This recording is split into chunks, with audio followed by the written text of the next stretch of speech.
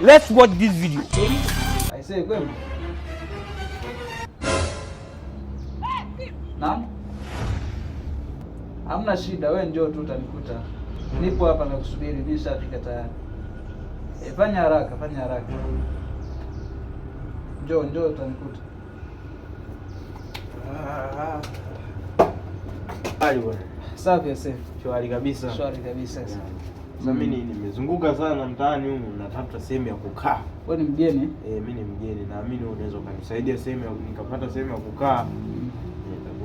Unataka kupunga upepo au nini? Maana sehemu za kukaa ziko nyingi hapo, kama umepita maeneo yale pale.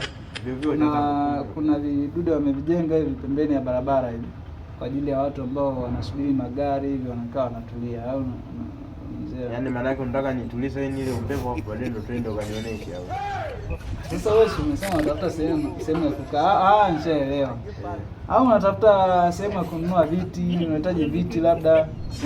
Sio viti, yani natafuta sehemu ya kukaa, eneo la kukaa.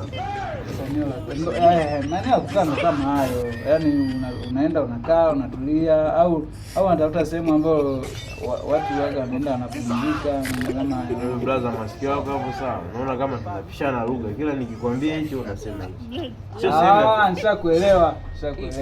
Mambo kama sasa. Kuna kigoda, kuna stuli, kuna masofa, kuna makochi ya kawaida yale ambao wewe unatafuta. Sina shida na makochi. Yaani mimi nataka tu sehemu ya kukaa. Hivyo vyote mimi ninavyo. Makochi sijui nini vyote natafuta sehemu ya kukaa. Sasa ndio ukakalie sasa kama unavyo. Sasa unatafuta sehemu gani? Ndani kwako hapatoshi. Basi tu hata nje ukae au.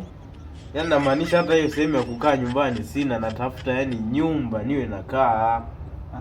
Natafuta nyumba ya kukaa. Hapo ni mwenda wazimu kukaa. Nyumba ya kukaa. Kuishi. Hapo sasa ndio nishakuelewa. Sasa wewe unazunguka zunguka.